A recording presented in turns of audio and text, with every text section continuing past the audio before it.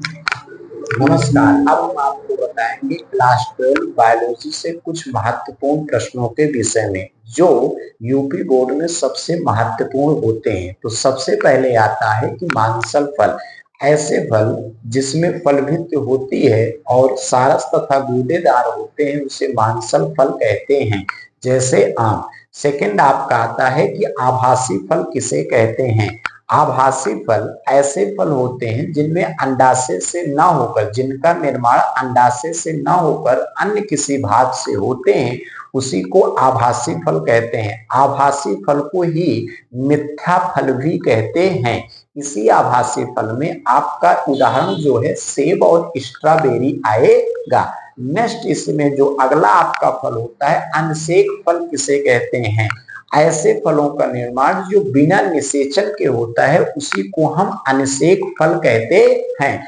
वो हमारा अनसेक फल में आता है। इसी प्रकार से जो अगला फल होता है बहुभूण फल कहते हैं। बहुभूण फल किसे कहते हैं, सबसे प्रश्न ये है। तो ऐसे फल जिनके निर्माण में अनेक गुण जो होते हैं भूमिका निभाते हैं उसी को हम क्या कहते हैं, बहुभूण फल कहते हैं। अब आपका नेक्स्ट जो प्रश्न आता है वो होता है अंड जनन किसे कहते हैं। कि जो अंड जनन, ध्यान देना, अंड जनन, तो अंड जनन जो होते हैं, अंड जनन कोशिकाओं से अंडाणु को बनाने की एक प्रक्रिया होती है, उसी को क्या कहते हैं, अंड जनन। ये अंडाणु जो होते हैं सिर्फ महिलाओं में ही पाए जाते हैं, पुरुषों में नहीं पाए जाते हैं। अंडाशय से अंडाणु का निर्माण होता है, इस चीज को आप ध्यान देना। अब आता है नेक्स्ट जो प्रश्न होते हैं शुक्र जनन। आखिर शुक्र जनन है क्या। ये शुक्र जनन जो है, शुक्र जनन कोशिकाओं से शुक्राणु बनाने की एक प्रक्रिया होती है जिसको हम क्या कहते हैं, शुक्र जनन कहते हैं। शुक्र जनन जो है ये वृषण से प्राप्त किया जाता है। किससे प्राप्त है, वृषण। वृषण जो है ये शुक्राणु का ही निर्माण करता है और ये पुरुषों में पाया जाता है। इसी वृषण को इंग्लिश में टेस्टिस कहते हैं और इसी शुक्राणु को इंग्लिश में स्पर्म कहते हैं। क्लियर, क्या कहते हैं, स्पर्म कहते हैं। अब आपका नेक्स्ट जो प्रश्न आता है वो आता है माहवारी। माहवारी आखिर है क्या।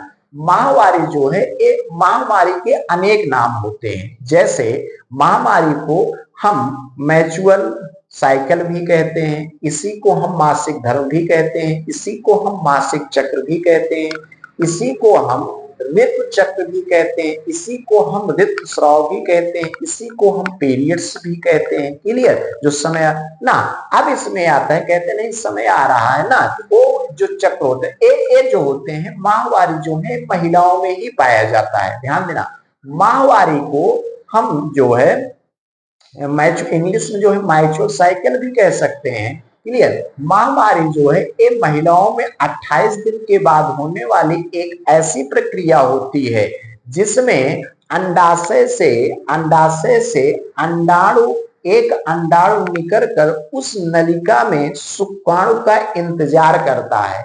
यदि वह शुक्राणु जो है अंडाशय से मिल जाता है, ध्यान देना, किससे मिल जाता है, अंडाणु से वह शुक्राणु यदि मिल जाता है तो वह उसका निषेचन कर देता है। यदि वह अंडाणु जिस शुक्राणु का इंतजार करता है यदि वह उसे नहीं मिलता है तो वही अंडाणु जो है गर्भाशय से रक्त के रूप में योनि से बाहर निकल जाता है।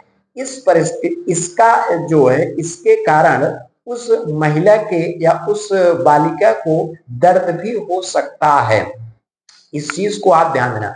जिस भी किसी बालिका में एक पहली बार आता है उसी को हम कहते हैं रजो दर्शन। क्या कहते हैं, रजो दर्शन। ये जो है लास्ट बार अगर किसी महिला में आता है जो 55 और 60 की उम्र में जब लास्ट बार आता है इसे कहते हैं रजो निर्वृत्त।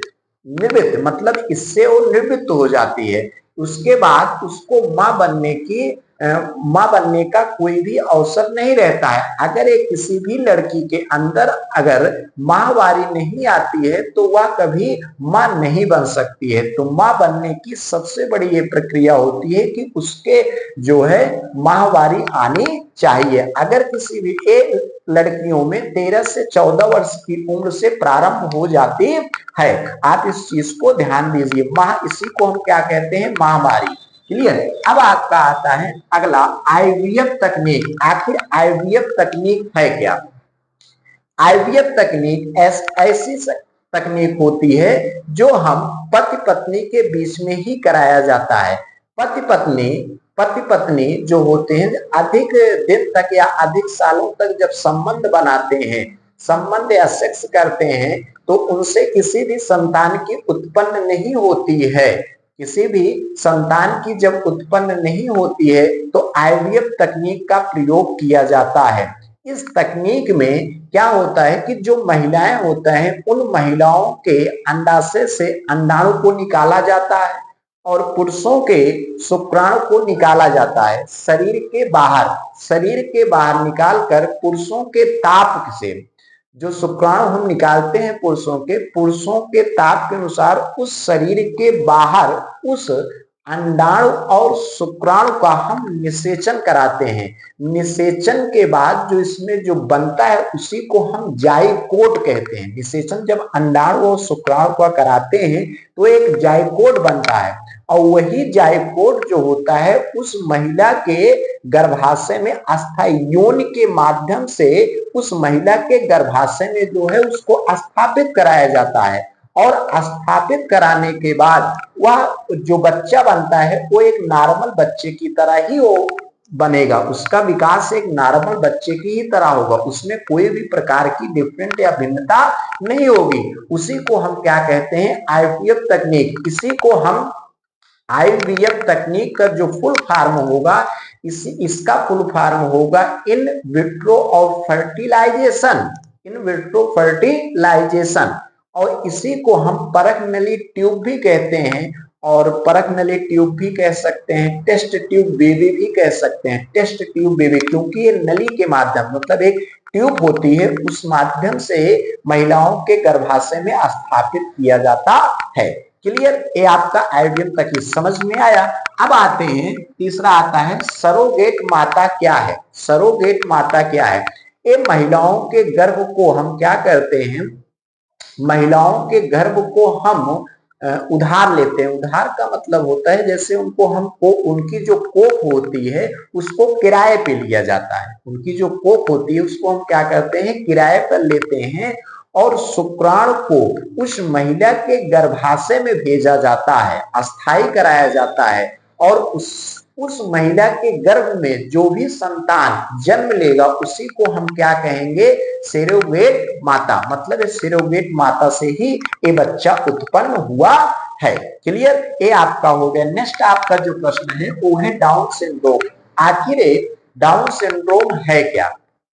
देखिए, जो हमारा डाउन सिंड्रोम होता है इसमें क्रोमोसोम की संख्या, क्रोमोसोम को हम हिंदी में कहते हैं गुणसूत्र। इसमें जो गुणसूत्र की संख्या होती है वो 46 से क्या हो जाती है, 47 हो जाती है। तो इसी को मंगोलियन कहते हैं, मंगोलियन जड़ता भी कहते हैं। इसी को क्या कहते हैं, ऐसे बच्चों को मंगोलियन जड़ता भी कहते हैं। ये जो होते हैं थोड़ा नाटे होते हैं और इनके हाथ जो होते हैं वो मोटे होते हैं। हाथ और पैर ना, गले भी इनके जो है मोटे होते हैं, नाटे होते हैं ना, थोड़ा भारी भी लगते हैं। मतलब ये साधारण मनुष्य से थोड़ा भिन्न होते हैं। उसी को हम क्या कहते हैं, डाउन सिंड्रोम। अब आता है टर्नर सिंड्रोम। इसी का हास, जैसे जो गुणसूत्र होते हैं, जो क्रोमोसोम होते हैं, किसी भी मनुष्य में जो गुणसूत्र की संख्या होती है वो 46 होती है और यही 46 से जब 47 हो जाता है तो मंगोलियन जड़ता कहलाते हैं, मंगोलियन जड़ता कहलाते हैं। उसी प्रकार से जो टर्नर सिंड्रोम होता है इसमें जो गुणसूत्र की संख्या होती है वो कितनी हो जाती है, 46 से 45 हो जाती है। मतलब एक गुणसूत्रों की क्या हो जाती है, हास हो जाती है। ऐसे जो व्यक्ति होते हैं उसी को क्या कहते हैं, टर्नर सिंड्रोम से वो ग्रसित हैं। क्लियर। ये आपका टोटल इस प्रश्न में कितने थे? 9 क्वेश्चन थे, जो पेपर के दृष्टिकोण से बहुत ही इंपॉर्टेंट है। इसको आप खूब बढ़िया से सुनना, खूब बढ़िया से इसका रिवीजन करना ना। मुझे आशा है कि आपको बेहतर तरीके से समझ में आया होगा।